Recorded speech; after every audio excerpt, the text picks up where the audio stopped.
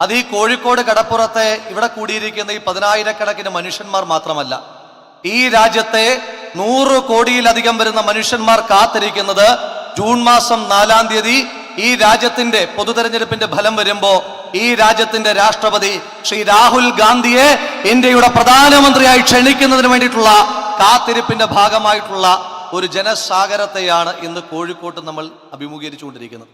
അപ്പോ ജൂൺ മാസം 4-ാം തീയതി ഇന്ത്യയുടെ രാഷ്ട്രപതി ദ്രൗപദി മുർമു ശ്രീ രാഹുൽ ഗാന്ധിയെ ഇന്ത്യയുടെ പ്രധാനമന്ത്രിയായി സത്യപ്രതിജ്ഞ ചെയ്യാൻ വിളിക്കും എന്ന് ഞാൻ പറയുമ്പോൾ നമ്മുടെ കൂട്ടത്തിലെ ചിലർ തന്നെ വിചാരിക്കും അങ്ങനെ സംഭവിക്കുമോ? കാരണം എന്താണ്? ഇവിടെ നേരത്തെ അഖിലേന്ത്യാ കോൺഗ്രസ് കമ്മിറ്റിയുടെ സെക്രട്ടറി ശ്രീ PC വിഷ്ണുനാഥ് സൂചിപ്പിച്ചതുപോലെ കഴിഞ്ഞ കുറേ നാളുകളായി കേരളത്തിലെ ദേശീയ മാധ്യമങ്ങളും കേരളത്തിലെ മാധ്യമങ്ങളും നിരന്തരമായി നമ്മളോട് പറഞ്ഞുകൊണ്ടിരിക്കുന്നത് രാജ്യത്ത് വീണ്ടും നരേന്ദ്രമോദി അധികാരത്തിലേക്ക് വരുന്നു. രാജ്യത്തിന്റെ പ്രധാനമന്ത്രിയായ നരേന്ദ്രമോദി നമ്മളോട് പറഞ്ഞത് 400-ലധികം സീറ്റുകളുടെ ഭൂരിപക്ഷവുമായി ഞാൻ അധികാരത്തിലേക്ക് വരാൻ പോകുന്നു. അങ്ങനെ പറയുന്ന നരേന്ദ്രമോദി 400-ലധികം സീറ്റുകൾ നേടുമെന്ന് രാജ്യത്തെ മാധ്യമങ്ങളും രാജ്യത്തിന്റെ പ്രധാനമന്ത്രിയും ഇങ്ങനെ പറയുമ്പോൾ കഴിഞ്ഞ 2 ആഴ്ചക്കാലത്തിനിടയിൽ സംഭവിച്ച 2 സംഭവവികാസങ്ങൾ മാത്രം നിങ്ങളുടെ ശ്രദ്ധയിലേക്ക് കൊണ്ടുവരാൻ ഞാൻ ആഗ്രഹിക്കുകയാണ്. ഒന്ന്, 400-ലധികം സീറ്റുകളുമായി പ്രതിപക്ഷമില്ലാത്ത ഒരു ഭരണപക്ഷ സർക്കാരിന്റെ നേതാവായി തെരഞ്ഞെടുക്കുവാൻ പോകുന്ന ഒരു പ്രധാനമന്ത്രിയാണ് നരേന്ദ്രമോദി എങ്കിൽ നിങ്ങൾ കരുതുന്നുണ്ടോ പ്രിയമുള്ളവരെ, ഈ രാജ്യത്തെ 1ാമത്തെ പ്രതിപക്ഷ പാർട്ടിയായ ഇന്ത്യൻ നാഷണൽ കോൺഗ്രസിന്റെ അക്കൗണ്ടുകൾ ഫ്രീസ് ചെയ്യുന്ന സാഹചര്യം ഉണ്ടാകുമെന്ന്? ഇനി ചോദിക്കട്ടെ, എന്തിനു വേണ്ടിയിട്ടാണ് ഇന്ത്യൻ നാഷണൽ കോൺഗ്രസിന്റെ അക്കൗണ്ട് ഫ്രീസ് ചെയ്തത്? നമ്മൾ ഏതെങ്കിലും ഈ രാജ്യത്തെ അംബാനിമാരോടോ അദാനിമാരോടോ ഈ രാജ്യത്തെ നേരിടുന്ന അടുത്ത കോൺട്രാക്ട് നിങ്ങൾക്ക് തരാമെന്ന് പറഞ്ഞ് നമ്മൾ അവരുടെ കയ്യിൽ നിന്ന് കോടികൾ വാങ്ങിയിട്ടുണ്ടോ? ഈ നാട്ടിലെ ഏതെങ്കിലും കരിമണൽ കർത്തമാരോട് നമ്മൾ പണം വാങ്ങി നമ്മുടെ മക്കൾക്ക് മാസപ്പടി തരാൻ പറഞ്ഞിട്ട് ഈ രാജ്യത്തെ കരിമണലുകളെല്ലാം കടത്തുവാൻ ഈ നാട്ടിലെ ഏതെങ്കിലും കോൺഗ്രസ്സുകാരൻ പറഞ്ഞിട്ടുണ്ടോ? ഇല്ല. പിന്നെയും നമ്മുടെ അക്കൗണ്ട് ഫ്രീസ് ചെയ്തു. എന്താണ് കാരണം? അക്കൗണ്ട് ഫ്രീസ് ചെയ്യുമ്പോൾ അവർ പറയുന്നത് കണക്ക് കാണിച്ചിട്ടില്ല. അപ്പോൾ നമ്മൾ വിചാരിക്കും കണക്ക് കാണിച്ചിട്ടില്ല എന്ന് പറയുമ്പോൾ 2023-24 സാമ്പത്തിക വർഷത്തെ ഏതോ കണക്കാണ് നമ്മൾ കൊടുക്കാനുള്ളതെന്ന്. അല്ല, 984-85 സാമ്പത്തിക വർഷം, ആ വർഷത്തെ 1 മാസത്തെ കണക്ക് കൊടുക്കുവാൻ വൈകി എന്ന കുറ്റം ചാർത്തിക്കൊണ്ടാണ് 2024-ാം ആണ്ടിൽ 4 പതിറ്റാണ്ടുകൾക്ക് ഇപ്പുറത്ത് ഇന്ത്യൻ നാഷണൽ കോൺഗ്രസ് എന്ന ഈ രാജ്യത്തെ 1ാമത്തെ പ്രതിപക്ഷ പാർട്ടിയുടെ അക്കൗണ്ട് ഫ്രീസ് ചെയ്യുന്നത്. അപ്പൊ കാരണം ലളിതമാണ്, കോൺഗ്രസിന്റെ അക്കൗണ്ടുകൾ ഫ്രീസ് ചെയ്യണം. കാരണം നമ്മൾ ആ പണം കൊണ്ട് ചുവരെഴുതാൻ പാടില്ല, നമ്മൾ ആ പണം കൊണ്ട് പോസ്റ്റർ ഒട്ടിക്കുവാൻ പാടില്ല, നമ്മൾ ആ പണം കൊണ്ട് കൊടി വാങ്ങാൻ പാടില്ല, നമ്മൾ ആ പണം കൊണ്ട് തോരണം വാരിക്കെട്ടാൻ പാടില്ല, നമ്മൾ ഇതുപോലെയുള്ള സംഗമങ്ങളും സമ്മേളനങ്ങളും നടത്താൻ പാടില്ല. കോൺഗ്രസിന്റെ അക്കൗണ്ട് ഫ്രീസ് ചെയ്യുക.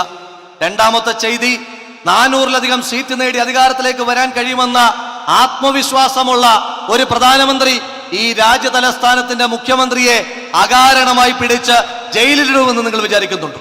അപ്പോൾ പറയുന്നത് 3 മാപ്പ് സാക്ഷികളില്ലേ എന്നാണ്. ആ 3 മാപ്പ് സാക്ഷികൾ ആരൊക്കെയാണ്? അരവിന്ദ് കേജ്രിവാൾ കൈക്കൂലി കൊടുത്തു എന്ന് പറഞ്ഞ മാപ്പ് സാക്ഷികളായി മാറിയ ആ 3 പേരുടെ പുതിയ പശ്ചാത്തലം നിങ്ങൾ പരിശോധിക്കണ്ടേ? അതിലെ 1ാമൻ ആം ആദ്മി പാർട്ടിയുടെ മുൻ നേതാവ്. അദ്ദേഹം ഈ പൊതുതെരഞ്ഞെടുപ്പിൽ ഡൽഹിയിൽ BJPയുടെ സ്ഥാനാർത്ഥിയായിട്ട് മത്സരിക്കുകയാണ്. 1ാമത്തെ മാപ്പ് സാക്ഷി. 2ാമത്തെ മാപ്പ് സാക്ഷിയുടെ പ്രത്യേകത, ആ മാപ്പ് സാക്ഷിയുടെ കമ്പനിക്കെതിരായിട്ടുണ്ടായിരുന്ന EDയുടെ കേസ് ഫ്രീസ് ചെയ്യുന്ന സാഹചര്യം ഉണ്ടായി. 3ാമത്തെ മാപ്പ് സാക്ഷി BJPക്ക് ഇലക്ട്രൽ ബോണ്ട് കൊടുത്ത വാർത്തയും നമ്മൾ വായിക്കുന്നു. അപ്പൊ രാജ്യതലസ്ഥാനത്തിന്റെ മുഖ്യമന്ത്രിയെ 3 മാപ്പ് സാക്ഷികളെ സൃഷ്ടിച്ച് അകാരണമായി ജയിലിലടച്ചു. അവിടെയാണ് എന്റെ ചോദ്യം. ഈ രാജ്യത്ത് 400-ലധികം സീറ്റുകളുമായി അധികാരത്തിലേക്ക് വരാൻ കഴിയുന്ന ഒരു പ്രധാനമന്ത്രിയാണ് നരേന്ദ്രമോദി എങ്കിൽ ഈ രാജ്യത്തെ 1ാമത്തെ പ്രതിപക്ഷ പാർട്ടിയുടെ അക്കൗണ്ടുകൾ ഫ്രീസ് ചെയ്യുമോ? ഈ രാജ്യതലസ്ഥാനത്തെ മുഖ്യ പാർട്ടിയായ ഭരണപക്ഷ പാർട്ടിയായ ആം ആദ്മി പാർട്ടിയുടെ നേതാവ് ഈ രാജ്യത്ത് 4ഓളം സംസ്ഥാനങ്ങളിൽ വളരെ പ്രത്യക്ഷമായ സ്വാധീനമുള്ള, അതിൽ തന്നെ 2 സംസ്ഥാനങ്ങൾ ഭരിക്കുന്ന അരവിന്ദ് കേജ്രിവാളിനെ അറസ്റ്റ് ചെയ്തിടുമെന്ന് നിങ്ങൾ വിചാരിക്കുന്നുണ്ടോ? അപ്പൊ നമ്മള് സ്കൂളിലൊക്കെ പഠിക്കുന്ന ചില കുട്ടികൾ തുണ്ടുവെട്ടി എഴുതാറുണ്ട്, കോപ്പി അടിക്കാറുണ്ട്. ഞാൻ ചോദിക്കട്ടെ, ആരാണ് തുണ്ടുവെട്ടി എഴുതുന്നത്? റാങ്ക് വാങ്ങി പാസ്സാകുമെന്ന് ഉറപ്പുള്ള ആരെങ്കിലും തുണ്ടുവെച്ച് പരീക്ഷ എഴുതുമോ? തുണ്ടുവെച്ച് പരീക്ഷ എഴുതുന്നത് ജയിക്കുമെന്ന് ഉറപ്പില്ലാത്ത കുട്ടികളാണ്. അപ്പോൾ 400-ലധികം സീറ്റ് നേടുമെന്ന ഉറപ്പുള്ള കുട്ടിയല്ല നരേന്ദ്രമോദി, മറിച്ച് കേവല ഭൂരിപക്ഷം തികയ്ക്കുവാൻ കഴിയില്ല എന്ന നല്ല ബോധ്യമുള്ള കുട്ടിയാണ് ഇന്ത്യയുടെ പ്രധാനമന്ത്രി നരേന്ദ്രമോദി. അതുകൊണ്ടാണ് 2 ആഴ്ച മാത്രം കാലയളവിൽ ഇത്രയേറെ ചെയ്തികൾ ചെയ്യുന്നത്. ഇനി പോട്ടെ, നമുക്ക് കണക്കുകൾ പരിശോധിക്കാം. 400-ലധികം സീറ്റുകൾ നേടി അധികാരത്തിലേക്ക് വരാൻ കഴിയുമെന്നാണ് നരേന്ദ്രമോദി പറയുന്നത്. ഏത് സംസ്ഥാനത്തു നിന്നാണ് BJPക്ക് സീറ്റ് കിട്ടാൻ പോകുന്നത്? കഴിഞ്ഞ പൊതു തെരഞ്ഞെടുപ്പിൽ നരേന്ദ്രമോദിക്ക് രാജ്യത്ത് ഏറ്റവും വലിയ ജനപ്രതിനിധി ഉണ്ടായിരുന്ന സമയം, നരേന്ദ്രമോദിയുടെ തരംഗമുണ്ടായിരുന്ന സമയം, ആ സമയത്ത് പോലും ഈ രാജ്യത്ത് BJPക്ക് ഉണ്ടായിരുന്ന പരമാവധി ലോക്സഭാ മെമ്പർമാരുടെ എണ്ണം 303 ആണ്. പ്രിയമുള്ളവരെ, അവിടെ നിന്ന് BJP ഇപ്പോൾ പറയുന്ന സംഖ്യയിലേക്ക് 97 അംഗങ്ങൾ കൂടി വേണം. ഏത് സംസ്ഥാനത്തു നിന്നാണ് 97 പേരെ കിട്ടുക? BJPക്ക് ഈ രാജ്യത്ത് ഏറ്റവും അധികം സ്വാധീനമുള്ള നരേന്ദ്രമോദിയുടെയും അമിത്ഷായുടെയും സംസ്ഥാനമായ ഗുജറാത്ത്. ആ ഗുജറാത്തിൽ BJPക്ക് കഴിഞ്ഞ തെരഞ്ഞെടുപ്പിനേക്കാൾ വലിയൊരു മുന്നേറ്റം ഈ തെരഞ്ഞെടുപ്പിൽ സാധ്യമാണോ? അല്ല. കാരണം കഴിഞ്ഞ പൊതു തെരഞ്ഞെടുപ്പിൽ അവിടെ പ്രതിപക്ഷത്തിന് ഒരു സീറ്റ് പോലും ഇല്ലാതെ എല്ലാ സീറ്റിലും ജയിച്ചത് BJP ആണ്. ഈ തെരഞ്ഞെടുപ്പ് എടുക്കുമ്പോൾ അവിടുത്തെ പ്രത്യേകത, അവിടുത്തെ 2ാമത്തെ പ്രധാനപ്പെട്ട പാർട്ടിയായ ഇന്ത്യൻ നാഷണൽ കോൺഗ്രസും 3ാമത്തെ പ്രധാനപ്പെട്ട പാർട്ടിയായ ആം ആദ്മി പാർട്ടിയും തമ്മിൽ തെരഞ്ഞെടുപ്പ് പൂർവ്വ സഖ്യത്തിലാണ്. അപ്പൊ സ്വാഭാവികമായും ഗുജറാത്തിൽ നമ്മുടെ സീറ്റിന്റെ എണ്ണം ഒന്നെങ്കിലും കൂടും, BJPയുടേത് ഒന്നെങ്കിലും കുറയും. 2ാമത്തെ സംസ്ഥാനം, BJPക്ക് ഈ രാജ്യത്ത് സംഘപരിവാറിന് ഏറ്റവും അധികം ശാഖകളുള്ള സംസ്ഥാനം മധ്യപ്രദേശാണ്. ആ മധ്യപ്രദേശിൽ കഴിഞ്ഞ തെരഞ്ഞെടുപ്പിൽ നിന്ന് വ്യത്യസ്തമായി ഒരു വലിയ മുന്നേറ്റം BJPക്ക് സാധ്യമാണോ? അല്ല. കാരണം എന്താണ്? കഴിഞ്ഞ പൊതു തെരഞ്ഞെടുപ്പിൽ തന്നെ മധ്യപ്രദേശിൽ നമുക്കാകെ ജയിക്കുവാൻ കഴിഞ്ഞത് ഒറ്റ സീറ്റാണ്. കമൽനാഥിന്റെ മകൻ മത്സരിച്ച് ജയിച്ച ചിത്വാര മാത്രം. ഈ തെരഞ്ഞെടുപ്പാകുമ്പോ നമുക്ക് പുറത്തു വരുന്ന വാർത്തകൾ ദിഗ്വിജയ് സിംഗ് മത്സരിക്കുന്നു, കമൽനാഥ് മത്സരിക്കുന്നു, അദ്ദേഹത്തിന്റെ മകൻ മത്സരിക്കുന്നു. ആ 3 സീറ്റിൽ മാത്രമാണ് നമ്മൾ ജയിക്കുന്നതെങ്കിൽ പോലും നമ്മുടെ സീറ്റിന്റെ എണ്ണം കൂടും, BJPയുടേത് കുറയും. BJPക്ക് ഏറ്റവും കൂടുതൽ MP-മാരെ കൊടുത്ത ഉത്തർപ്രദേശ്, അവിടെ ഇനി ഒരു മുന്നേറ്റം സാധ്യമല്ല. ഡൽഹിയില് കഴിഞ്ഞ തവണ BJPക്ക് വലിയ മുന്നേറ്റമുണ്ടായിരുന്ന സംസ്ഥാനം, അവിടെയാണ് അരവിന്ദ് കെജ്രിവാളിന്റെ അറസ്റ്റിനെ തുടർന്ന് സംസ്ഥാനത്തെ രാഷ്ട്രീയം മാറിയിരിക്കുന്നത്. പഞ്ചാബിൽ 13 സീറ്റുകളാണ്. ആ 13-ൽ ഒരൊറ്റ സീറ്റ് പോലും BJPക്ക് കിട്ടാൻ പോകുന്നില്ല. ഒന്നുകിൽ നമ്മൾ ജയിക്കും, അല്ലെങ്കിൽ ആം ആദ്മി പാർട്ടി ജയിക്കും. അപ്പൊ ഉത്തരേന്ത്യയിൽ ഏത് സംസ്ഥാനത്ത്, ബീഹാറിൽ BJPക്ക് ഒരു സീറ്റ് പോലും അധികത്തിൽ രാജസ്ഥാനിൽ നിന്ന് ലഭിക്കില്ല. അപ്പോൾ സീറ്റുകൾ വേണമെങ്കിൽ എവിടെ നിന്ന് വരണം? ദക്ഷിണേന്ത്യയിൽ നിന്ന് വരണം. ഇനി പ്രിയമുള്ളവരെ, നമ്മളോടുള്ള ചോദ്യമാണ്, ഏത് സീറ്റാണ് ദക്ഷിണേന്ത്യയിൽ BJPക്ക് അധികമായി കിട്ടാൻ പോകുന്നത്? ഈ കോഴിക്കോട്ടെ ജനസാഗരത്തോട് ഞാൻ ചോദിക്കുവാൻ ആഗ്രഹിക്കുന്നു, കേരളത്തിൽ ഈ തെരഞ്ഞെടുപ്പിന്റെ ഫലം വരുമ്പോ കേരളത്തിൽ BJPക്ക് എത്ര സീറ്റാ കിട്ടാൻ പോകുന്നത്? എത്രയാ കിട്ടാൻ പോകുന്നത്? വട്ടപൂജ്യമല്ലേ? വലിയ പൂജ്യമല്ലേ? ഒരു കാര്യം ഉറപ്പിച്ച് ഈ കോഴിക്കോട്ടെ ജനസാഗരത്തെ സാക്ഷി നിർത്തിക്കൊണ്ട് പറയുവാൻ ആഗ്രഹിക്കുന്നു, കേരളത്തിൽ ഏതെല്ലാം സർവേകൾ എന്തെല്ലാം പറഞ്ഞാലും റിസൾട്ട് വരുമ്പോ 20-ൽ 20ഉം ജയിക്കാൻ പോകുന്നത് ഐക്യ ജനാധിപത്യ മുന്നണിയായിരിക്കും. എഴുതി വെച്ചോളൂ. അവിടെ ഇപ്പൊ BJPക്ക് എത്രയാ സീറ്റ്? 0. കഴിഞ്ഞ ദിവസം ഞാനിങ്ങനെ ട്രെയിനിൽ യാത്ര ചെയ്യുമ്പോൾ BJPയുടെ ഒരു സമുന്നതനായ നേതാവിനെ ഞാൻ കണ്ടു, വിശ്വട്ട. അപ്പൊ അദ്ദേഹം ഇങ്ങനെ, ഞാൻ ചോദിച്ചു എങ്ങനെയുണ്ട് തെരഞ്ഞെടുപ്പിന്റെ കാര്യങ്ങളൊക്കെ, ഇങ്ങനെ കാഷ്വലായിട്ട് ചോദിച്ചു. അപ്പൊ അദ്ദേഹം പറഞ്ഞു, ഞങ്ങൾക്ക് ഈ തെരഞ്ഞെടുപ്പിൽ ഏറ്റവും ആത്മവിശ്വാസമുള്ള സീറ്റ് വയനാടാണെന്ന് പറഞ്ഞു. അപ്പൊ എനിക്കൊരു വലിയ ആശ്വാസമായി. കാരണം അവർക്ക് ഏറ്റവും ആത്മവിശ്വാസമുള്ള വയനാട്ടിൽ അവരുടെ അവസ്ഥ എന്താണെന്ന് നമുക്കറിയാം. വയനാട്ടിൽ BJP ജയിക്കുമെന്ന് ആകെ പറഞ്ഞു ഒറ്റയാളാ. ആരാ? അവിടുത്തെ സ്ഥാനാർത്ഥിയായ ശ്രീ K. സുരേന്ദ്രൻ പറഞ്ഞു, വയനാട്ടിൽ ഞാൻ ഉറപ്പായിട്ടും ജയിക്കും. ഇത്രയും ആത്മവിശ്വാസമുള്ള ഒരു മനുഷ്യനെ ഞാൻ എൻ്റെ ജീവിതത്തിൽ കണ്ടിട്ടില്ല. മനുഷ്യനെന്നല്ല, ഇത്രയും ആത്മവിശ്വാസമുള്ള ഒരു ജീവിയെ പോലും ഞാൻ കണ്ടിട്ടില്ല. ഇത്രയും ആത്മവിശ്വാസം പിന്നീട് ഞാൻ കണ്ടിട്ടുള്ളത് ഈ നാഷണൽ ഹൈവേയിലൊക്കെ ഇറങ്ങി നിൽക്കുന്ന ചില പച്ചത്തവളകളുണ്ട്. ഈ തവളകളുടെ പ്രത്യേകത എന്താണെന്ന് ചോദിച്ചു കഴിഞ്ഞാൽ, ഈ നോർത്ത് ഇന്ത്യയിൽ നിന്നൊക്കെ വലിയ മാർബിളിന്റെ ലോഡുമായിട്ട് ടോറസ് ലോറികൾ വരും. ഈ ലോറി ഇങ്ങനെ വരുമ്പോൾ നിങ്ങൾ ശ്രദ്ധിച്ചിട്ടുണ്ടാകും, ഈ പച്ചത്തവള ഇങ്ങനെ പതുക്കെ ഹൈവേയിലേക്ക് കയറി നിന്നിട്ട് ആ ടോറസിന്റെ ഡ്രൈവറെ ഒരു നോട്ടം ഉണ്ട്, നീ ഇങ്ങോട്ട് അടുത്തേക്ക് വാടാ, എന്റെ ദേഹത്തെങ്ങാനും കയറിയ ടോറസ് ലോറി ഞാൻ മറിക്കും എന്ന് പറഞ്ഞിട്ടുള്ളൊരു നിപ്പുണ്ട്. അവസാനം ടോറസിന്റെ ലോറി വരുമ്പോ എന്താ, ഈ പച്ചത്തവള ഇങ്ങനെ പീസായി പോകും എന്ന് പറയുന്നത് പോലെ വയനാടിന്റെ റിസൾട്ട് വരുമ്പോ കെട്ടിവച്ച കാശ് പോലും BJPയുടെ സംസ്ഥാന അധ്യക്ഷന് കൊടുക്കാത്ത നാടായി, മണ്ണായി വയനാട് മാറും. അവിടെയാണ് അവർക്ക് ഏറ്റവും അധികം ആത്മവിശ്വാസം ഉള്ളതെന്ന് പറഞ്ഞപ്പോൾ എനിക്ക് ബാക്കിയുള്ള കാര്യത്തിൽ ആത്മവിശ്വാസമായി. അപ്പൊ കേരളത്തിൽ നമ്മളും BJPയും തമ്മിലുള്ള വ്യത്യാസം 20-0. തമിഴ്നാട്, അവിടെ BJPക്ക് എത്ര കിട്ടാൻ പോകുന്നത്? നിങ്ങൾ ഇടയ്ക്ക് വെച്ചൊരു വാർത്ത വായിച്ചു കാണും. രാഹുൽ ഗാന്ധി അദ്ദേഹം കേരളത്തിൽ മത്സരിക്കുവാൻ തീരുമാനിച്ചപ്പോ നരേന്ദ്രമോദിയും ദക്ഷിണേന്ത്യയിലേക്ക് എന്ന് പറഞ്ഞൊരു വാർത്ത വന്നു. അപ്പൊ ആദ്യം പറഞ്ഞു, BJPയുടെ നേതാക്കന്മാരും BJP അനുകൂല മാധ്യമങ്ങളും പറഞ്ഞു, ഇതാ നരേന്ദ്രമോദി തിരുവനന്തപുരത്ത് മത്സരിക്കാൻ വരുന്നു. എന്നിട്ട് എന്തായി? തിരുവനന്തപുരത്ത് BJPയുടെ ഇന്റേണൽ സർവേ നടത്തിയപ്പോ സാക്ഷാൽ ഇന്ത്യയുടെ പ്രധാനമന്ത്രി നരേന്ദ്രമോദി മത്സരിച്ചാൽ പോലും ശശി തരൂർ വലിയ ഭൂരിപക്ഷത്തിൽ ജയിക്കുമെന്ന് അവിടുത്തെ ഇന്റേണൽ സർവേകൾ പറഞ്ഞപ്പോ തിരുവനന്തപുരത്ത് ഏർപ്പാട് തീർന്നു. അത് കഴിഞ്ഞപ്പോൾ പിന്നെ പറഞ്ഞു ഞാൻ തമിഴ്നാട്ടിലെ 2 സീറ്റിൽ സർവേ നടത്തുകയാണ്. 2 സീറ്റിൽ സർവേ നടത്തി. എന്താ റിസൾട്ട്? തമിഴ്നാട്ടിൽ BJPയുടെ പ്രധാനമന്ത്രിക്ക് പോലും ജയിക്കാൻ പറ്റാത്ത BJP വിരുദ്ധ മതേതര മണ്ണായി നമ്മുടെ തമിഴ്നാട് സ്റ്റാലിന്റെയും രാഹുൽ ഗാന്ധിയുടെയും ഒക്കെ നേതൃത്വത്തിലുള്ള സഖ്യം അവിടെ മുന്നോട്ട് പോവുകയാണെന്ന് പറഞ്ഞു. ദോഷം പറയരുത്, അവിടെ നമ്മുടെ സഖ്യത്തിനകത്ത് ആരുണ്ട്? CPM ഉണ്ട്. നിങ്ങൾ കണ്ടില്ലേ, കഴിഞ്ഞ ദിവസം തമിഴ്നാട്ടിലെ സിറ്റിംഗ് MP ആയ സു വെങ്കടേഷിന്റെ ഒരു പോസ്റ്റർ വന്നു. നമ്മുടെ മുന്നണി സ്ഥാനാർത്ഥിയാണ്, സിറ്റിംഗ് MP ആണ്. പോസ്റ്റർ നോക്കുമ്പോൾ നമ്മുടെയൊക്കെ പോസ്റ്ററിൽ വലിയ ഇപ്പൊ ഈട്ടിയുടെ പോസ്റ്റർ എങ്ങനെയാ? വലിയ പടത്തിൽ ഈട്ടി, ചെറിയ വട്ടത്തില് കോണി അടയാളം. ശ്രീ ഷാഫി പറമ്പിലിന്റെ MK രാഘവന്റെ പോസ്റ്റർ എങ്ങനെയാ? വലിയ വലിപ്പത്തിൽ MK രാഘവനും ഷാഫി പറമ്പിലും, ചെറിയ വട്ടത്തിൽ കൈപ്പത്തി ചിഹ്നം. എന്നാൽ സു വെങ്കടേഷിന്റെ പോസ്റ്റർ നിങ്ങൾ എല്ലാവരും കണ്ടു കാണും. ആ ചിഹ്നത്തിന്റെ വലിപ്പത്തിൽ സു വെങ്കടേഷും സ്ഥാനാർത്ഥിയുടെ വലിപ്പത്തിൽ അവിടെ മുഖമുണ്ടായിരുന്ന നേതാവിന്റെ പേര് രാഹുൽ ഗാന്ധി എന്നാണ്. അവിടെ CPMന് രാഹുൽ ഗാന്ധി തങ്കപ്പെട്ട നേതാവാണ്. തൊട്ട് മുകളിലായി 20ഓളം CPMന്റെ നേതാക്കന്മാരുടെ ചിത്രം ഇങ്ങനെ അടുക്കി വെച്ചേക്കാണ്, ഈ ബാലെ ട്രൂപ്പിന്റെ ഒക്കെ പരസ്യം പോലെ. ഞാൻ സൂക്ഷിച്ചു നോക്കി, 20 പടങ്ങളുണ്ട്. ആ 20 പടത്തിൽ ഒരു പടത്തിലെങ്കിലും ഇന്ത്യയിലെ ഏക കമ്മ്യൂണിസ്റ്റ് മുഖ്യമന്ത്രിയായ പോളിറ്റ് ബ്യൂറോ മെമ്പർ നമ്മുടെ കാരണഭൂതൻ വിജയേട്ടന്റെ പടം ഉണ്ടോ എന്ന് ഞാൻ സൂക്ഷിച്ചു നോക്കി. ദോഷം പറയരുതില്ല. എന്താ കാര്യം? ഞാൻ പിന്നെ മനസ്സിലാക്കിയ സു വെങ്കടേഷ് ബുദ്ധിയുള്ള ആളാണ്. കാരണം പിണറായി വിജയന്റെ പടം വെച്ചാൽ മലയാളികൾ വണ്ടി പിടിച്ച് അവിടെ പോയി സു വെങ്കടേഷിനെ തോൽപ്പിക്കുമെന്ന് സു വെങ്കടേഷ് അറിയാവുന്നതുകൊണ്ട് പിണറായി വിജയന്റെ ചിത്രം ഒഴിവാക്കി. അപ്പോൾ വിചാരിക്കും സു വെങ്കടേഷിന്റെ പോസ്റ്ററിൽ മാത്രമാണ്. അല്ല, ഇവിടുത്തെ ഏതെങ്കിലും സ്ഥാനാർത്ഥിയുടെ ചിത്രത്തിൽ പിണറായി വിജയന്റെ ചിത്രം വെച്ചിട്ടുണ്ടോ? ഇല്ല. കാര്യം എന്താ?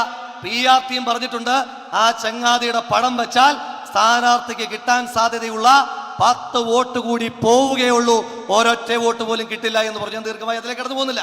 ഞാൻ പറഞ്ഞത് അവിടെ CPMഉം നമ്മളും സ്റ്റാലിന്റെ DMKയുമുള്ള മുന്നണി 39ൽ 39 സീറ്റ് നേടും. അവിടുത്തെ നമ്മളും BJPയും തമ്മിലുള്ള വ്യത്യാസം 39-0. കർണാടകയിൽ കഴിഞ്ഞ പൊതു തെരഞ്ഞെടുപ്പിൽ നമുക്ക് ആകെ ലഭിച്ചത് ഒറ്റ സീറ്റ്, DK ശിവകുമാറിന്റെ സഹോദരൻ DK സുരേഷ് ജയിച്ച സീറ്റ്. അവിടെ ഈ തെരഞ്ഞെടുപ്പാകുമ്പോൾ നമ്മുടെ സർക്കാർ DK ശിവകുമാറും സിദ്ധരാമയ്യയും നേതൃത്വം കൊടുക്കുന്ന സുസ്ഥിരമായ സർക്കാർ അധികാരത്തിലിരിക്കുന്നു. അവിടെ വലിയ മുന്നേറ്റം നമുക്ക് ഉണ്ടാക്കാൻ കഴിയും. അപ്പൊ അവിടെയും രക്ഷയില്ല. പിന്നെ തെലങ്കാന, ഇവിടെ ശ്രീ PC വിഷ്ണുനാഥ് സൂചിപ്പിച്ചു, അദ്ദേഹത്തിന് ചുമതലയുള്ള സംസ്ഥാനമാണ്. 17 സീറ്റുകളാണുള്ളത്. കഴിഞ്ഞ തെരഞ്ഞെടുപ്പ് അവിടെ നടക്കുമ്പോൾ കോൺഗ്രസ് എന്ന് പറയുന്ന പാർട്ടിക്ക് പ്രതിപക്ഷ നേതൃപദവി പോലും ഇല്ലാതിരുന്ന ആ സംസ്ഥാനം ഇന്ന് ഭരിക്കുന്നത് രേവന്ത് റെഡ്ഡി എന്ന കോൺഗ്രസ്സുകാരനാണെങ്കിൽ ഉറപ്പിച്ചു പറയാം, തെലങ്കാനയിൽ ഏറ്റവും അധികം സീറ്റുകൾ നേടാൻ പോകുന്നത് അത് നമ്മളാണ്. ദക്ഷിണേന്ത്യയിൽ ഏറ്റവും അധികം സീറ്റുകളുള്ളത് മഹാരാഷ്ട്രയിലാണ്, 48 സീറ്റുകൾ. ആ 48 സീറ്റുള്ള മഹാരാഷ്ട്രയിൽ കഴിഞ്ഞ തെരഞ്ഞെടുപ്പിൽ നമുക്ക് ജയിക്കാൻ കഴിഞ്ഞത് ഒറ്റ സീറ്റില. അവിടെ ഇത്തവണ നമ്മളും NCPയും ശിവസേനയും തമ്മിലുള്ള തെരഞ്ഞെടുപ്പ് പൂർവമായ സഖ്യം, ആ സഖ്യമായിരിക്കും മഹാരാഷ്ട്രയിൽ ഏറ്റവും അധികം സീറ്റുകൾ നേടുക. അപ്പൊ ഇങ്ങനെ അങ്ങോട്ട് എണ്ണി ദക്ഷിണേന്ത്യ പോകുമ്പോ പ്രിയമുള്ളവരെ, BJPക്ക് 303-ൽ നിന്ന് ഒരു സീറ്റ് പോലും കൂടുതൽ കിട്ടില്ല എന്ന് മാത്രമല്ല, കേവല ഭൂരിപക്ഷത്തിന് താഴേക്കൊരു നമ്പറിലേക്ക് BJP താഴേക്ക് ഇറങ്ങുമ്പോ, അതുകൊണ്ടാണ് ഞാൻ ആത്മവിശ്വാസത്തോടു കൂടി പറഞ്ഞത്, കോഴിക്കോട് നിന്ന് ജനവിധി തേടുന്ന MK രാഘവനും നമ്മുടെ പ്രിയപ്പെട്ട ET മുഹമ്മദ് ബഷീറും വടകരയിൽ നിന്ന് ജനവിധി തേടുന്ന ഷാഫി പറമ്പിലുമൊക്കെ വോട്ട് ചോദിക്കുന്നത് പ്രതിപക്ഷത്തെ MPമാരുടെ കൂന്തമുനയാകുവാൻ വേണ്ടിയിട്ടല്ല, മറിച്ച് ഇന്ത്യയുടെ പ്രധാനമന്ത്രിയായി ഇന്ത്യ മുന്നണിയുടെ നേതാവ് രാഹുൽ ഗാന്ധി സത്യപ്രതിജ്ഞ ചെയ്യുമ്പോൾ അദ്ദേഹത്തിന്റെ ഇടവും വലവും നിന്ന് കൈവക്കുവാൻ പര്യാപ്തരായ ഭരണപക്ഷ MPമാരാകുവാൻ വേണ്ടിയിട്ടാണ് നമ്മൾ അവർക്ക് വേണ്ടിയിട്ട് വോട്ട് ചോദിക്കുന്നത്. അല്ലെങ്കിൽ തന്നെ BJPക്ക് ചെയ്യുന്ന ഓരോ വോട്ടും ആർക്ക് ചെയ്യുന്ന വോട്ടാണ്? ഈ രാജ്യത്ത് അക്കലാക്ക് തൊട്ട് ജുനൈദ് വരെയുള്ള ഒരു മതവിശ്വാസത്തിൽപ്പെട്ട ആളുകളെ കൊന്നൊടുക്കിയ ആളുകൾക്ക് കൊടുക്കുന്ന അംഗീകാരം. ഈ രാജ്യത്ത് 2 കോടി തൊഴിലവസരം വെച്ച് പ്രതിവർഷം ഉറപ്പ് നൽകി 10 വർഷം കൊണ്ട് 20 കോടി തൊഴിലവസരം സൃഷ്ടിക്കേണ്ടതിന് പകരം ആകെ റിട്ടയർമെന്റ് വേക്കൻസിയിലുള്ള 6 ലക്ഷം തൊഴിലവസരങ്ങൾ മാത്രം സൃഷ്ടിക്കുവാൻ കഴിഞ്ഞ തൊഴിൽ നിഷേധികൾക്ക് കൊടുക്കുന്ന അംഗീകാരം. 50 രൂപയ്ക്ക് പെട്രോൾ നൽകുമെന്ന് പറഞ്ഞിട്ട് 108 രൂപയ്ക്ക് പോലും 1 ലിറ്റർ പെട്രോൾ കിട്ടാത്ത സാഹചര്യം ഉണ്ടാക്കി ഈ നാടിനെ വിലക്കയറ്റത്തിലേക്ക് തള്ളിവിട്ട സർക്കാരിന് കൊടുക്കുന്ന അംഗീകാരം. 480 രൂപയ്ക്ക് നമ്മൾ വാങ്ങിക്കൊണ്ടിരുന്ന ഒരു കുറ്റി LPG സിലിണ്ടറിന്റെ വില 1300 രൂപയാക്കിയ ജനവിരുദ്ധ സർക്കാരിന് കൊടുക്കുന്ന അംഗീകാരമായിരിക്കും. കേരള രാഷ്ട്രീയത്തിന്റെ സാഹചര്യം ഞാൻ പറയണ്ടല്ലോ. ഇപ്പൊ വീടുകളിൽ പോകുമ്പോൾ ഈ മലബാറിലൊക്കെ പുതിയൊരു ടെക്നിക്ക് ഇറക്കിയേക്കുക. എന്താ ടെക്നിക്ക് എന്ന് ചോദിച്ചു കഴിഞ്ഞാൽ, വീട്ടിൽ കയറിയിട്ട് CPMകാർ പറയുന്നത് അത് പിണറായി വിജയൻ മോശമാണ്. കാരണം നാട്ടിൽ എല്ലാവർക്കും അറിയാം പിണറായി വിജയൻ മോശമാണ്. ഇപ്പൊ പറയുന്നത്, വീട്ടിൽ കയറി പറയുന്നത് കാര്യം പിണറായി വിജയൻ മോശമാണെങ്കിലും നമ്മുടെ ഇളമരം കരീം സൂപ്പറിൽ സൂപ്പറാ. നമ്മുടെ ശൈലജ ടീച്ചർ തങ്കപ്പെട്ടവരിൽ തങ്കപ്പെട്ടവരാ. നമ്മുടെ വസീഫ്, അയ്യോ ഇതുപോലെ ഒരു സ്ഥാനാർത്ഥിയെ എടുക്കാനുണ്ടോ എന്നാ ചോദിക്കുന്നത്. അപ്പം മുഖ്യമന്ത്രി മോശവ, മത്സരിക്കുന്ന സ്ഥാനാർത്ഥികളെല്ലാം പൊന്നും കൂടമാണെന്നാണ് പറയുന്നത്. അങ്ങനെ പറയുമ്പോൾ ഇവിടെ നേരത്തെ വിശ്വട്ടൻ സൂചിപ്പിച്ചു, ഈ തെരഞ്ഞെടുപ്പിൽ എനിക്ക് ഈ തെരഞ്ഞെടുപ്പിൽ ഏറ്റവും വലിയ കൗതുകമായി തോന്നിയത് CPM പ്രകടന പത്രിക ഇറക്കിയതാണ്. നമ്മൾ പ്രകടന പത്രിക ഇറക്കി. നമ്മുടെ പ്രകടന പത്രികയിൽ എന്താ പറഞ്ഞത്? ഈ രാജ്യത്തെ ചെറുപ്പക്കാരോട് പറഞ്ഞു, പ്രതിവർഷം 30 ലക്ഷം തൊഴിലവസരങ്ങൾ, അതില്ല എങ്കിൽ 8500 രൂപ വീതം അപ്രന്റീസ്ഷിപ്പായി പ്രതിമാസം 1 ലക്ഷം രൂപ ഈ രാജ്യത്തെ അഭ്യസ്തവിദ്യരായ ചെറുപ്പക്കാരുടെ കയ്യിൽ. ഈ രാജ്യത്തെ നിർധനരായ സ്ത്രീകൾ, അവരെ ഏതെങ്കിലുമൊക്കെ പാർട്ടി പരിപാടിക്ക് വിളിച്ചു കൊണ്ടുപോകുന്ന കൂലിത്തൊഴിലാളികളാക്കുന്നത് അല്ല ഞങ്ങളുടെ അജണ്ട. ഞങ്ങളുടെ അജണ്ട എന്ന് പറയുന്നത് ഈ രാജ്യത്തെ നിർധനരായ വനിതകൾക്ക് 1 ലക്ഷം രൂപ വീതം ബാങ്ക് അക്കൗണ്ടിൽ ഇട്ട് കൊടുക്കുന്ന സ്കീം, ഇതടക്കമുള്ള പ്രകടന പത്രിക നമ്മൾ ഇറക്കി. എനിക്ക് മനസ്സിലാകാത്തത്, നമ്മൾ പ്രകടന പത്രിക ഇറക്കുന്നത് മനസ്സിലാക്കാം, ഈ രാജ്യം ഭരിക്കുന്ന പാർട്ടി എന്ന നിലയിൽ BJPയും പ്രകടന പത്രിക ഇറക്കി. അവർ പറയുന്നത് എന്താണെന്ന് നിങ്ങൾക്കറിയാം, വർഗീയതയിൽ അധിഷ്ഠിതമായിട്ടുള്ള ഒരു പ്രകടന പത്രിക. എനിക്ക് മനസ്സിലാവാത്ത ചോദ്യം, ഈ CPM എന്തിനാണ് ഈ പ്രകടന പത്രിക ഇറക്കിയത്? പ്രകടന പത്രിക എന്ന് പറഞ്ഞാൽ എന്താ? രാജ്യത്ത് അധികാരത്തിൽ വന്നാൽ ഞങ്ങൾ ഇങ്ങനെയൊക്കെ ചെയ്യും. ഈ പ്രകടന പത്രിക ഇറക്കിയിരിക്കുന്ന CPMനോട് ചോദിക്കുന്നത്, രാജ്യത്ത് അധികാരത്തിൽ വരണമെങ്കിൽ മിനിമം എത്ര സീറ്റ് നേടണം? 273 സീറ്റ് നേടണ്ടേ? അതല്ലേ കേവല ഭൂരിപക്ഷം? പോട്ടെ, നിങ്ങൾ 273 സീറ്റിൽ മത്സരിക്കുന്നെങ്കിലും ഉണ്ടോ? നിങ്ങൾ ഈ രാജ്യത്ത് ആകെ മത്സരിക്കുന്നത് 47 സീറ്റിലാണ്. ആകെ 47 സീറ്റിൽ മത്സരിക്കുന്ന നിങ്ങൾ എന്തിനാ ചങ്ങാതിമാർ ഈ പ്രകടന പത്രിക ഇറക്കുന്നത്? നിങ്ങൾ മത്സരിക്കുന്നതിന് എന്തിനാണെന്ന് പറഞ്ഞു. ഞങ്ങൾ മത്സരിക്കുന്നത് ഈ രാജ്യത്തെ നിലനിർത്താനാ. ഇന്ത്യ എന്ന രാജ്യത്തെ നിലനിർത്തുവാൻ, ഈ രാജ്യത്തിന്റെ ജനാധിപത്യത്തെ, ഈ രാജ്യത്തിന്റെ മതേതരത്വത്തെ നിലനിർത്തുവാൻ വേണ്ടിയിട്ടാണ് നമ്മൾ മത്സരിക്കുന്നത്. CPMനോട് ചോദിച്ചു, നിങ്ങൾ എന്തിനാ മത്സരിക്കുന്നത്? ഇവിടെ വിഷ്ണുവേട്ടൻ പറഞ്ഞു, അവർ പറഞ്ഞത് ഞങ്ങൾ മത്സരിക്കുന്നത് ആ ചിഹ്നം നിലനിർത്താൻ വേണ്ടിയിട്ടാണ്. അപ്പൊ എനിക്ക് വിഷ്ണുവേട്ടൻ പറഞ്ഞതുപോലെ ആ അനൗൺസ്മെന്റ് ഞാനിപ്പോ ഇങ്ങനെ മനസ്സിൽ കാണുകയായിരുന്നു. 2026 ആണ്ടിൽ ധർമ്മടം നിയോജകമണ്ഡലത്തിൽ അനൗൺസ്മെന്റ് എന്തായിരിക്കും? ഇടതുപക്ഷ ജനാധിപത്യ മുന്നണിയുടെ സ്ഥാനാർത്ഥിയായി മത്സരിക്കുന്ന ഈനാമ്പേച്ചിയുടെ ഏറ്റവും അടുത്ത കൂട്ടുകാരനായ സഖാവ് പിണറായി വിജയന് മരപ്പട്ടി അടയാളത്തിൽ നിങ്ങളുടെ വിലയേറിയ വോട്ടുകൾ രേഖപ്പെടുത്തി വിജയിപ്പിക്കണമേ എന്ന് അഭ്യർത്ഥിക്കാതിരിക്കാൻ വേണ്ടി ഒരു പാർട്ടി തെരഞ്ഞെടുപ്പിൽ മത്സരിക്കുമ്പോൾ നിങ്ങളുടെ ചിഹ്നം നിലനിൽക്കണം. അത് ഞങ്ങളുടെ ആവശ്യം. ഈ രാജ്യത്ത് എല്ലാ പാർട്ടിയുടെയും ചിഹ്നം നിലനിൽക്കണം. പക്ഷേ ചിഹ്നം നിലനിന്നിട്ട് എന്താ പ്രയോജനം? ചിഹ്നം നിലനിൽക്കുന്നത് തെരഞ്ഞെടുപ്പിന് വേണ്ടിയിട്ടാണ്. ഞങ്ങൾ മത്സരിക്കുന്നത് ഈ രാജ്യത്ത് ഇനിയും തെരഞ്ഞെടുപ്പ് ഉണ്ടാകാൻ വേണ്ടിയിട്ടാണ്. അങ്ങനെ ഈ രാജ്യത്ത് ഇനിയും തെരഞ്ഞെടുപ്പ് ഉണ്ടാകാൻ വേണ്ടി, ഈ തെരഞ്ഞെടുപ്പ് ഈ രാജ്യത്തെ അവസാന തെരഞ്ഞെടുപ്പായി മാറാതിരിക്കുവാൻ വേണ്ടി ഇന്ത്യൻ നാഷണൽ കോൺഗ്രസ് മുന്നിൽ നിന്ന് പ്രിയപ്പെട്ട ഇന്ത്യൻ യൂണിയൻ മുസ്ലിം ലീഗും കേരള കോൺഗ്രസും അടക്കം ഈ രാജ്യത്തെ മതേതര ജനാധിപത്യ ചിന്തകൾ പേറുന്ന സഖ്യകക്ഷികൾ ഒരുമിച്ച് നിന്ന് മുന്നേറുമ്പോൾ, പ്രിയമുള്ളവരെ, ജൂൺ 4 സുപ്രഭാതം അത് നമുക്കുള്ളതാണ്. ആ സൂര്യാസ്തമനം ഈ രാജ്യത്തെ നരേന്ദ്രമോദി ഭരണത്തിന്റെ അസ്തമനം കൂടിയായി മാറുവാൻ വേണ്ടിയിട്ടുള്ള ജനാവലിയാണ് ഈ കോഴിക്കോട് കടപ്പുറത്ത് ഒത്തുകൂടിയതെന്ന് മാത്രം സൂചിപ്പിച്ചുകൊണ്ട്, ഈ മണ്ണിൽ, ഈ കേരളത്തിന്റെ മണ്ണിൽ CPMഉം BJPയും സഖ്യമായി നിന്ന് മത്സരിച്ചാലും നിങ്ങൾ കോഴിക്കോട്ടും വടകരയിലും കാസർഗോട്ടും തൃശ്ശൂരിലും പത്തനംതിട്ടയിലും അടക്കം ഏതെല്ലാം തെരഞ്ഞെടുപ്പ് സഖ്യമുണ്ടാക്കിയാലും CPMന്റെയും BJPയുടെയും സഖ്യമുന്നണിയെ പരാജയപ്പെടുത്തിക്കൊണ്ട് ഈ കേരളത്തിന്റെ പ്രിയപ്പെട്ട കേരളീയ ജനത ഐക്യ ജനാധിപത്യ മുന്നണിക്ക് 20-20 സീറ്റും നേടി, 20-20 സീറ്റും നൽകി ഇന്ത്യ മുന്നണിക്ക് കരുത്തു പകരുമെന്നുള്ള കാര്യത്തിൽ തർക്കമേതുമില്ല. ഇനിയുള്ള നമ്മുടെ ദിവസങ്ങൾ അതിനു വേണ്ടിയിട്ടുള്ള വിശ്രമമില്ലാത്ത പോരാട്ടങ്ങൾക്ക് നേതൃത്വം കൊടുക്കാമെന്ന് മാത്രം പറഞ്ഞുകൊണ്ട് നിങ്ങൾക്ക് എല്ലാവർക്കും എല്ലാവിധമായ അഭിവാദ്യങ്ങൾ അർപ്പിച്ചുകൊണ്ട്, കോഴിക്കോട് 4-ാം അംഗത്തിൽ മത്സരിക്കുന്ന രാഘവേട്ടൻ എന്ന് കോഴിക്കോടുകാർ വിളിച്ചത് ഏതെങ്കിലും PR ഏജൻസിക്കാരന്റെ ഏജന്റ് പോസ്റ്ററിൽ എഴുതി കൊടുത്ത പേരല്ല രാഘവേട്ടൻ. കോഴിക്കോട്ടേക്ക് 15 വർഷങ്ങൾക്ക് മുൻപ് MK രാഘവൻ മത്സരിക്കാൻ വരുമ്പോൾ അദ്ദേഹം MK രാഘവൻ മാത്രമായിരുന്നു. 15 വർഷക്കാലം കൊണ്ട് ഈ നാട്ടിലെ സാധാരണക്കാരായ ജനങ്ങളുടെ ഹൃദയത്തിലാണ് MK രാഘവൻ രാഘവേട്ടനായി മാറിയതെന്നുണ്ട് എങ്കിൽ ഒരു കാര്യം ഉറപ്പിച്ച് പറയാം, ഏതെല്ലാം PR ഏജൻസിക്കാരൻ വന്നാലും രാഘവേട്ടന്റെ തട്ട് താണ് തന്നെ ഇരിക്കും. ഈ കോഴിക്കോട് അത് രാഘവേട്ടനുള്ളതാണ്. അതുപോലെ തന്നെ ഈ രാജ്യത്ത് മതേതരത്വം എപ്പോഴൊക്കെ മുറിവേൽക്കപ്പെട്ടിട്ടുണ്ടോ, വെല്ലുവിളി നേരിട്ടിട്ടുണ്ടോ, അപ്പോഴെല്ലാം ഈ രാജ്യത്തെ ഏതെല്ലാം പ്രദേശങ്ങളിൽ ഓടിച്ചെല്ലുവാൻ നമുക്കൊരു നേതാവുണ്ടായിരുന്നു. കേരളത്തിന്റെ ശബ്ദമായി ഇന്ത്യയുടെ പാർലമെന്റിൽ ഫാഷിസത്തിനെതിരായിട്ട്, പൗരത്വ ഭേദഗതി നിയമത്തിനെതിരായിട്ട് ഉറച്ച ശബ്ദമായി മാറിയ ET മുഹമ്മദ് ബഷീർ അല്ലാതെ മറ്റൊരാളെ പറ്റി നമുക്ക് ചിന്തിക്കുവാൻ പോലും കഴിയില്ല. ഏറ്റവും ഒടുവിൽ വടകരയുടെ മണ്ണിൽ ഈ സംസ്ഥാനത്തെ ഏറ്റവും വലിയ അഴിമതിക്ക് കാരണഭൂതരായ ആളുകൾ മത്സരിക്കുമ്പോൾ പ്രിയമുള്ളവരെ, വടകരയിലെ ജനങ്ങൾ അവിടെ വിളിച്ചു പറയുന്നുണ്ട്, വടകരയുടെ മണ്ണിൽ ഇത്തവണ ജയിക്കുക ലക്ഷത്തിലധികം വോട്ടിന്റെ ഭൂരിപക്ഷത്തിൽ അത് ഷാഫി പറമ്പിലായിരിക്കുമെന്ന് വടകരയ്ക്ക് വേണ്ടി കേരളവും വിളിച്ചു പറയുന്നുണ്ട്. എങ്കിൽ ഈ 3 മണ്ഡലങ്ങൾ മാത്രമല്ല, കേരളത്തിലെ 20 മണ്ഡലങ്ങളും നമ്മൾ നേടുമെന്ന് മാത്രം പറഞ്ഞുകൊണ്ട് നിങ്ങൾക്ക് എല്ലാവർക്കും എല്ലാവിധമായ അഭിവാദ്യങ്ങൾ അർപ്പിച്ചുകൊണ്ട് സമരായിക്യദാർഢ്യങ്ങൾ അർപ്പിച്ചുകൊണ്ട് നിർത്തുന്നു. നന്ദി, നമസ്കാരം. ജയ് ഹിന്ദ്, ജയ് UDF.